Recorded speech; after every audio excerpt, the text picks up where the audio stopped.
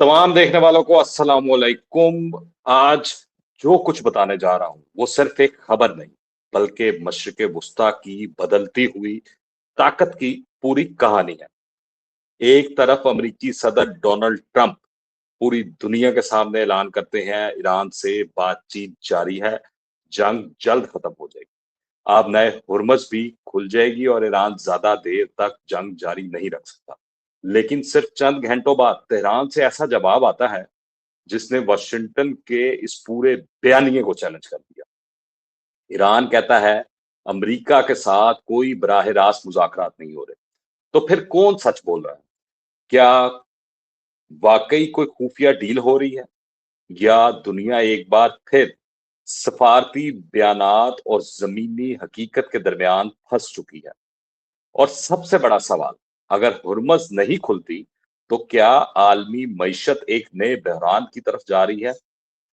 आज की वीडियो में हम सिर्फ खबरें नहीं सुनाएंगे बल्कि इन खबरों के पीछे छुपी पूरी स्ट्रेटजी, ताकत के खेल, सफारती चालों और अस्करी पैगामात को जोड़कर देखेंगे।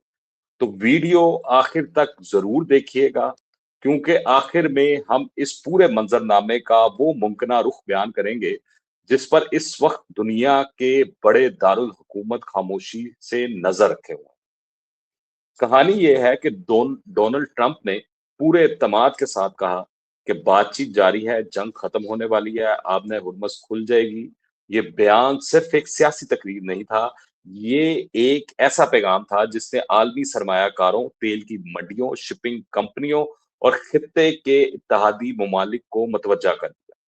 क्योंकि आबने हुर्मस सिर्फ एक समुद्री रास्ता नहीं, ये दुनिया की तवानाई की शारक समझी जाती है। अगर यहाँ तनाव कम होता है तो आलमी मईशत को फौरी रिलीफ मिल सकता है, लेकिन यहाँ से पूरी कहानी पलटती है। ईरान का ऐसा जवाब जिसने सब कुछ बदल दिया। ईरान ने ना सिर्फ मुज़ाकरात की बात को मुस्तरद कर दिया, बल्कि एक नई शर्त भी सामने रखी। ईरानी हुकाम ने वाज़ेह किया, फिलहाल अमेरिका के साथ कोई मुज़ाकरात नहीं हो रहे। इसके बाद ईरानी मीडिया ने दावा किया, ओमान के साथ होने वाली मुफाहमत का अमेरिका से कोई ताल्लुक नहीं। और फिर आया सबसे अहम नुकता, आबनाए हुर्मस जो है वो फौरी तौर पर नहीं खुलेगी, क्योंकि ईरान कहता है अमेरिका पहले अपना रवैया बदले, अपने वादों की पासदारी करे, एतमाद बहाल करे, तब जाकर हुर्मस पर फैसला होगा। ईरानी सदर मसूद पजिशकियान ने तो जो बयान दिया वो बिल्कुल ऐसा ही है जैसे फतह का ऐलान हो। वो कहते हैं कि अमेरिका समझता था कि जंग और पाबंदियों से शाम की तरह ईरान में भी हुकूमत उल्टा देगा, पर नाकाम रहा। इनका ख्याल था कि 48 घंटों के अंदर ईरानी हुकूमत का तख्ता उलट देंगे, मगर वो नाकाम रहे। तमाम तर मुश्किलात के बावजूद ईरान आज ताकतवर और बावकार मुल्क कहलाता है। इस वक्त ट्रंप एक ऐसी तस्वीर पेश कर रहे हैं जिसमें सब कुछ तकरीबन तय है, जबकि ईरान कह रहा है फैसला अभी बहुत दूर है। असल सवाल यही है, अगर मुज़ाकरात नहीं हो रहे तो ट्रंप को इतना एतमाद क्यों है? और अगर मुज़ाकरात हो रहे हैं तो ईरान मुसलसल इनकार क्यों कर रहा है? क्या ये सफारती हिकमत अमली है? क्या दोनों ममालिक अपने अपने अवाम को मुख्तलिफ पैगाम देना चाहते हैं, या पर्दे के पीछे कुछ ऐसा हो रहा है जिसे अभी जाहिर नहीं किया जा रहा? ये सवाल पूरी दुनिया में जेर बहस है। इसी पर अमरीकी नायब सदर जेडी वैंस ने इतराफ किया है कि ईरान के साथ मुज़ाकरात करना आसान काम नहीं। उन्होंने इसकी 2 बड़ी वजूहात जो हैं वो बताई हैं। पहली, वो कहते हैं ईरानी मुज़ाकरातकार इंतहाई सख्त मौक़िफ़ रखते हैं।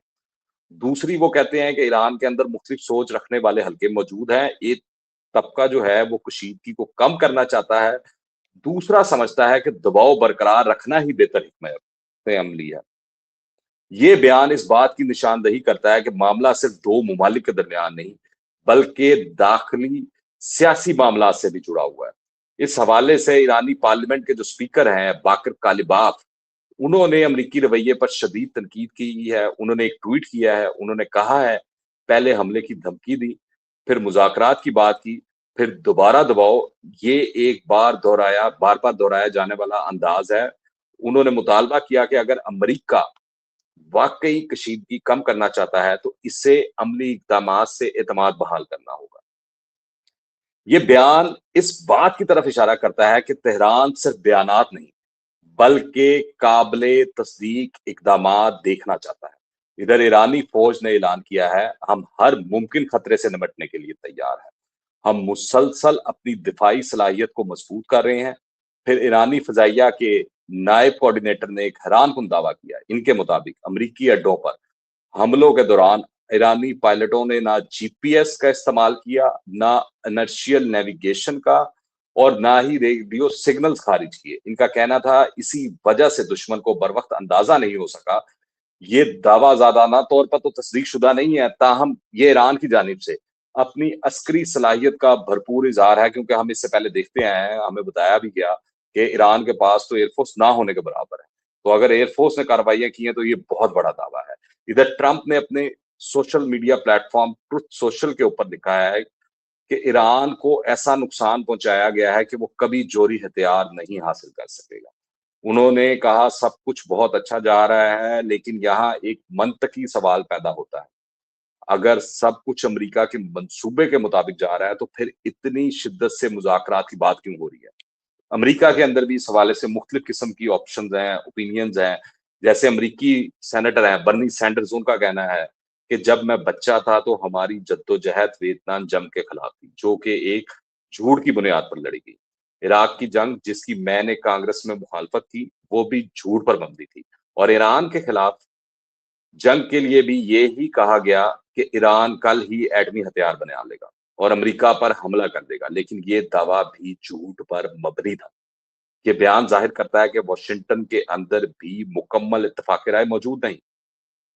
اب پوری تصویر کو آپ جوڑتے ہیں تو ایک طرف ٹرمپ جنگ کے خاتمے کی بات کر رہے ہیں، دوسری طرف ایران مذاکرات سے انکار کر رہا ہے، امریکی نائب صدر مذاکرات کو پیچیدہ قرار دے رہے ہیں، کالی باف امریکہ پر اعتماد نہ ہونے کی بات کر رہے ہیں، ایرانی فوج اپنی تیاریوں کا اعلان کر رہی ہے، اور امریکہ کے اندر بھی اس پالیسی پر سوال اٹھ رہے ہیں۔ یہ تمام بیانات ایک بات واضح کرتے ہیں، لفظوں کے اندر جو ہے سفارت کاری جاری ہے، لیکن اعتماد کا بحران جو ہے وہ اب بھی موجود ہے۔ اب فیصلہ آنے والے دن کریں گے، کیا واقعی ہرمز کھلے گی، کیا مذاکرات آگے بڑھیں گے، یا کشیدگی ایک نئے مرحلے کے اندر داخل ہوگی۔ آپ کی کیا رائے ہے؟ کیا دونوں ممالک کسی سمجھوتے کی طرف بڑھ رہے ہیں یا صرف سفارتی دباؤ کی حکمت عملی ہے؟ اپنی رائے جو ہے وہ کمنٹس میں ضرور لکھیں۔ اگر ویڈیو پسند آئے تو لائک کریں، چینل کو سبسکرائب کریں اور بیل آئیکن کو لازمی دبائیں تاکہ عالمی سیاست، مشرق وسطی اور اہم بین الاقوامی پیش رفت پر میرا تجزیہ سب سے پہلے آپ تک پہنچے۔ میرا نام ہے نویش شیخ۔ انٹل دی نیکسٹ ٹائم، اللہ حافظ۔